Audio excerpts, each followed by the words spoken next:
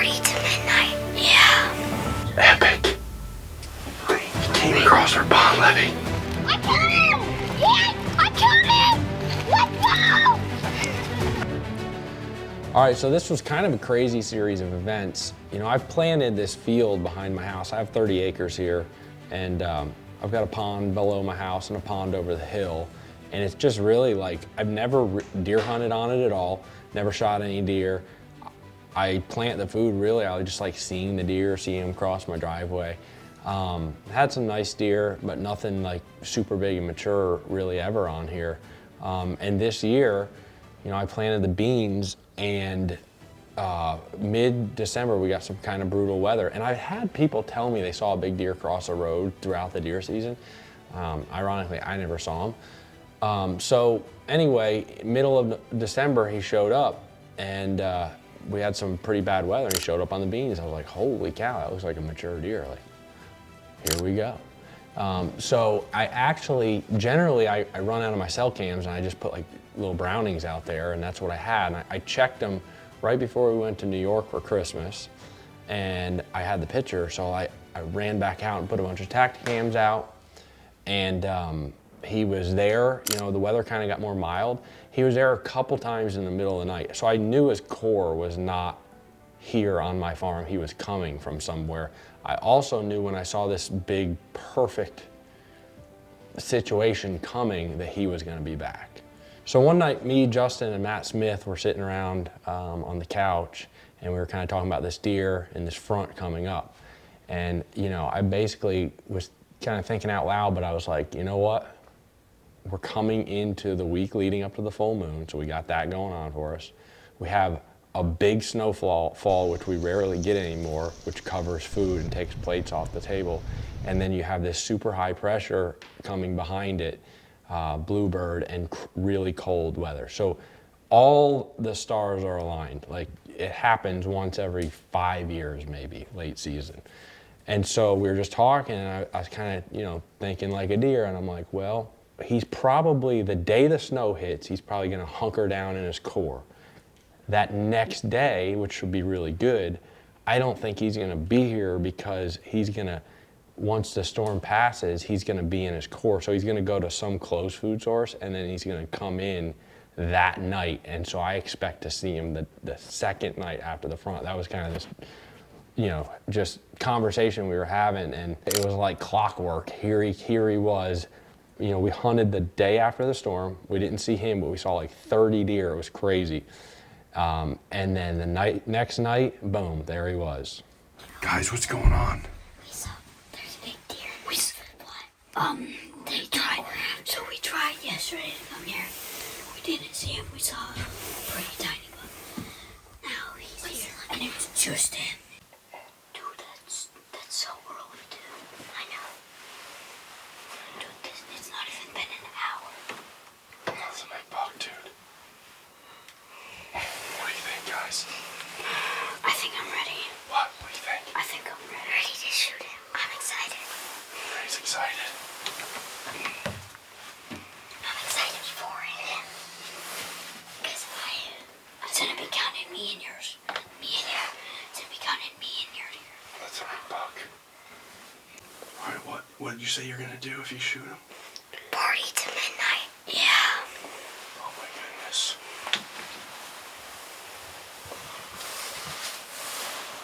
It's all depending on me. I'm shaking so much. Yeah, I'm right on that shoulder. Guys, he's big. He's big. If he goes on our trail, that is. Oh no, he's walking around right. So we're sitting there. It was me, Bobby, and his little buddy Ray Cook, who's a big hunter. Ray's a big hunter. And so we're sitting there, and literally it was the first deer that came out of the woods. It was like 3:30. I'm like, there he is. And you know, so often, like when you do see a big mature deer like that, you know, it's just they've been triggered by these conditions and these all the perfect, you know, things aligning. Like, he doesn't have a care in the world. He just, boom, first deer in the field out of 30.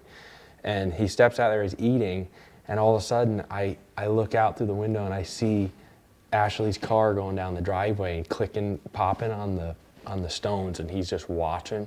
And she goes down the driveway and he just kind of turns and goes back in the woods. I'm like, dang it. And I texted her, I'm like, you just scared him off. And she's like, oh, I feel so bad. I'm like, don't come home till dark. So anyway, he came right back out with a little doe probably 20 minutes later, and he was there all night long. Right now, call him in. That would be cool. What's he staring at? Bro, if it was gun season, he would be dead. You would have it if you would want to. Bobby. Or you would be in a tree.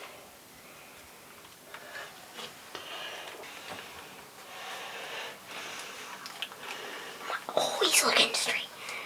He's huge. He's looking straight at us. Oh my gosh.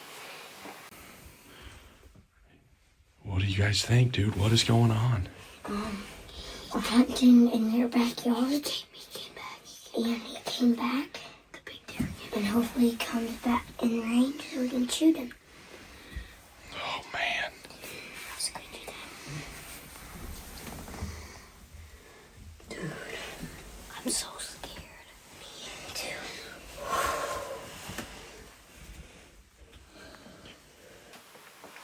There we go. That's the shot right there. Oh, my goodness, he's big. I see. My gosh.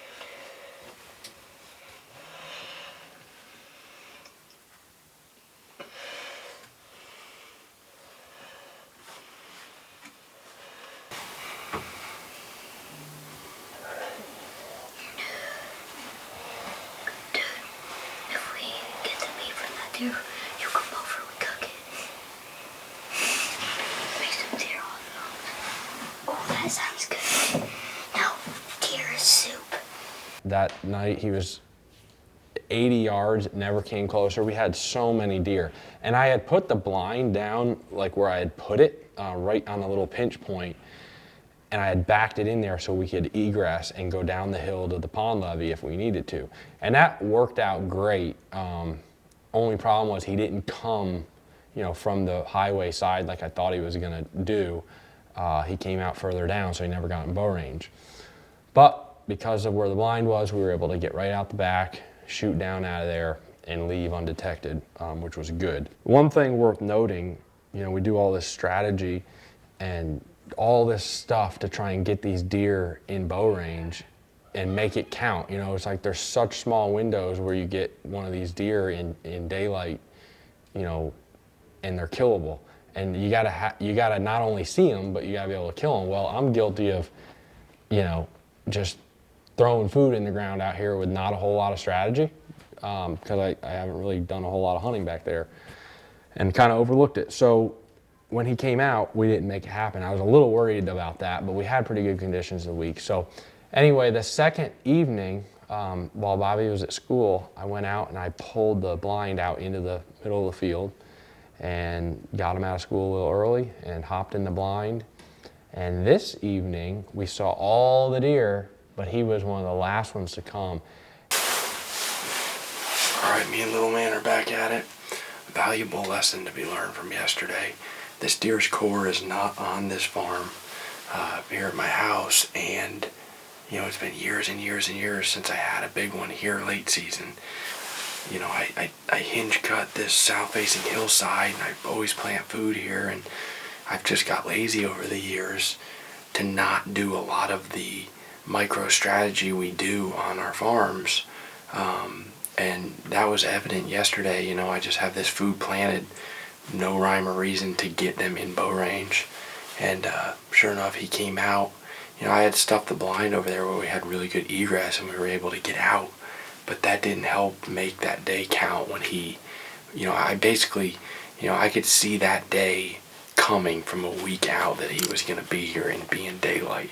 And I think we got a good chance tonight too, but the thing is, we did not capitalize on that because we didn't have enough micro strategy to make him be in bow range when he was here. So that's on me. Hopefully we have redemption. I came out here while Bobby is at school today and I moved this blind. It's on running gear. I pulled it over here to where we're in bow range to all these beans that are They still have pods on them. So now we can basically shoot almost the entire, field except for the very end, but we can shoot everywhere where there's really good beans. So I didn't bump him. I didn't bump other deer. He was here last night, throughout the night, and then at 5:30 in the morning he was here. So he can't be bedded far. My prediction is he does not leave this food source until the snow leaves, and he can find readily available food on the ground in his core, wherever that is. So fingers crossed, right, Bobo? Yeah. Yeah.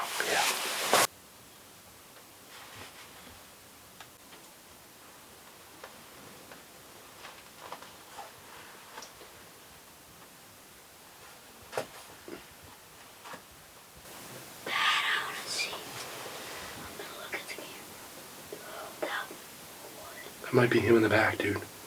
It's him. It's him, dude. He's coming up our pond levee. Isn't that crazy? Look at him. Oh, there's two freaking giants. Dude. He's coming towards us. Epic. Alright. He came across our pond levee. I'm gonna put the crossbow down. Hold on. We gotta focus here. He's huge. Oh my god, huge.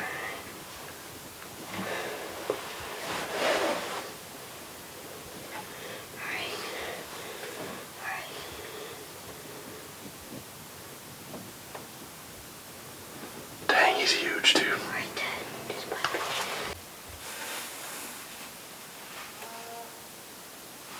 Jeez.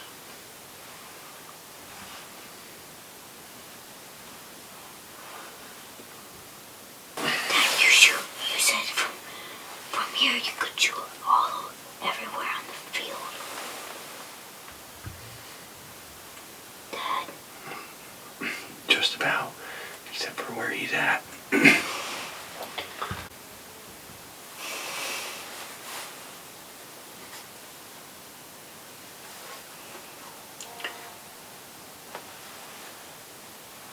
kind of coming back this way.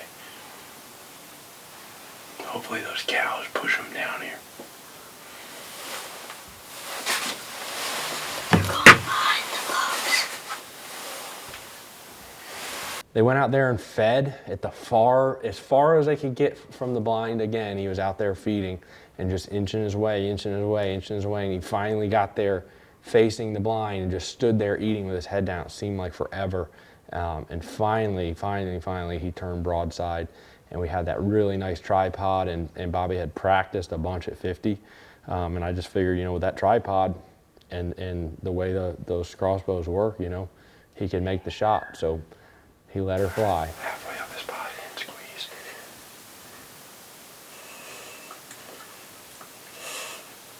You understand? Where's your left hand?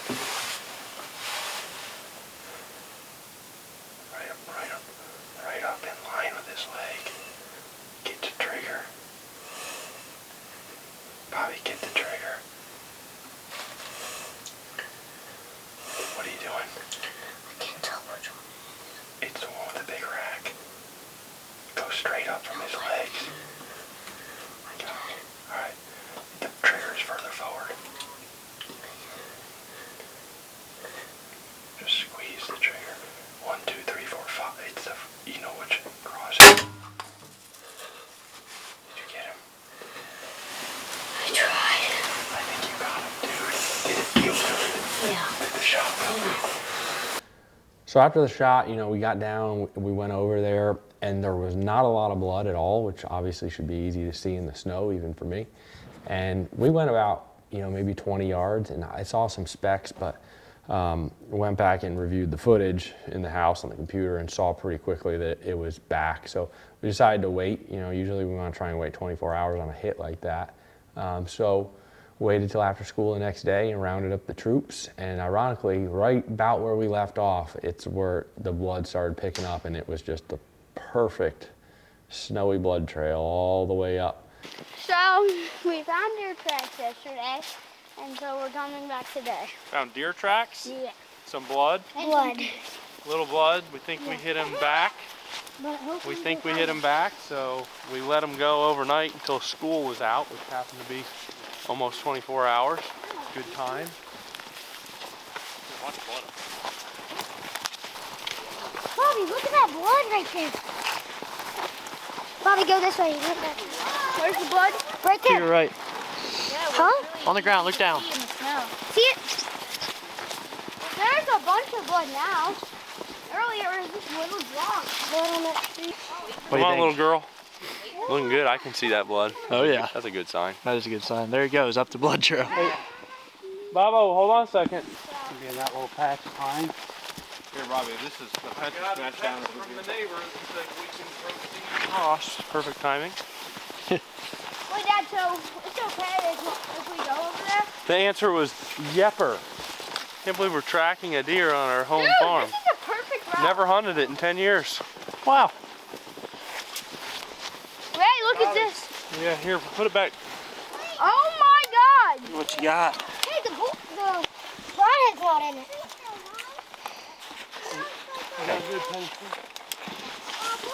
The broadhead's not in it. See if you can't follow the blood trail. Go on there, you little boys.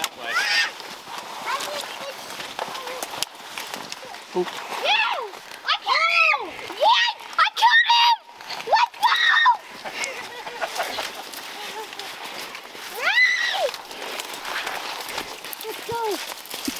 There he is. Bobby does have a drop tie. Where'd I That's shoot the him? exit right there. That's front the and back exit. leg. Shoot it in the butt. Wait, I did? Yeah. Look at the little drop tine. I haven't even shot a drop tine yet. I thought I saw a drop tine somewhere. Bobby, what do you think? I like it. All right, Borat. Very nice. Very good, very nice. All right, well, it was a blood trail that even I could follow. We sat 2 nights for this deer that mysteriously showed up on our farm. It was out of his core, but we had beans. It took 10 years since we lived here to have a shooter buck on it, but it was worth the wait.